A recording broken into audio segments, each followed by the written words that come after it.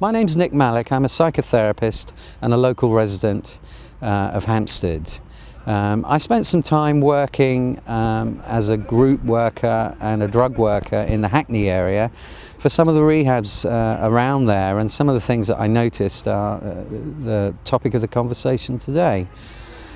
Some of the therapeutic measures that we were using were emotionally based and less cognitive, that is, thinking models, because people are people.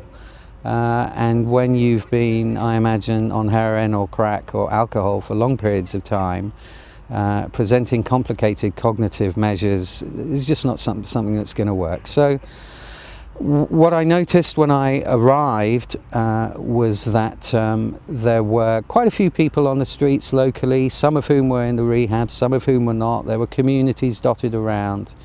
And fairly quickly after I started working there, some of that began to change. And it caused not so much consternation, but it certainly pricked a few questions with some of the therapists and the workers in the rehabs. And we talked about it. We noticed that in conjunction with some of these changes, the therapeutic measures were also changing. They were becoming more thinking models, and as a result, the client base were becoming more confused. When we looked more closely at what was underneath some of these measures, we discovered that the DRR process, which had been implemented in the rehabs around that area, basically worked like this. You either spent a period of time in prison, usually around 2 months or 3 months, for whatever crimes were committed. Usually they were drug related or alcohol related, or you came into the rehab for so-called rehabilitation. But as I said before, the rehabilitation was based on models that these people found very difficult to understand.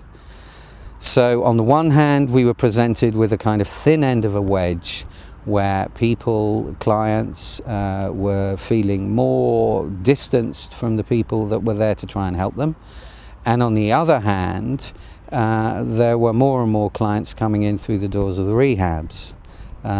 So you can see where this is heading. If we went out onto the streets, of course, subsequently, they appeared a lot cleaner. And I'm not suggesting that this may or may not have something to do with the coming Olympics and the possibility that there is a sort of cultural exercise going on here, because obviously that would be polemic and provocative and would implicate a lot of people, and I'm not saying that. But it is interesting, however, to notice that the streets were a lot cleaner. It did appear outwardly that there were some kind of therapeutic measures going on that interfaced directly with these clients. However, after 2 months, of course, they were back on the streets again. So I suppose that's a conclusion that you have to draw for yourself.